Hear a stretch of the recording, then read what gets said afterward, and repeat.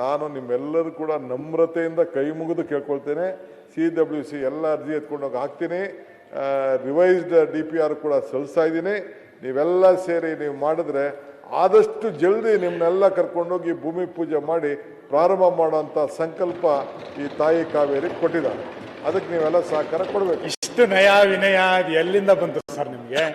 ಎಲ್ಲ ನೀವೇ ಕೈ ಮುಗಿದು ಹಿಂಗೆಲ್ಲ ನಯ ವಿನಯ. ಇದೇ DK ಶಿವಕುಮಾರ, ಹೊಸ ಶಿವಕುಮಾರ?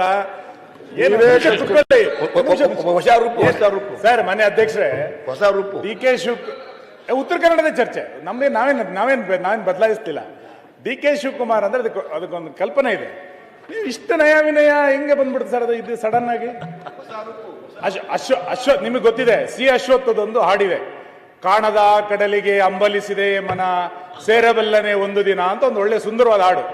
DK ಶಿವಕುಮಾರ್ ಅವರೀಗ ಕಾಣುವ ಕುರ್ಚಿಗೆ ಅಂಬಲಿಸಿದೆ ಮನ ಕೂರಬಲ್ಲನೆ ಒಂದು ದಿನ ಕೂರಬಲ್ಲನೆ ಒಂದು ದಿನ ಅಂತ ಹೊರಟಿದ್ದಾರೆ.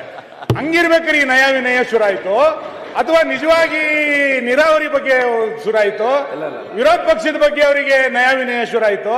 ಇಲ್ಲ ಸುನೀಲ್ ಸರ್, ನಿಮ್ಮ ಲೀಡರ್ಶಿಪ್ ಒಪ್ಕೊಂಡಿರೋ ಸರ್ ನಾವು. ನೀವ್ ಹೆಂಗೆ ಕೈ ಮುಗಿದು ಹಿಂಗೆ ನಯ ವಿನಯ ತೋರಿಸ್ಬಿಟ್ರೆ? ಇಲ್ಲ ಸುನೀಲ್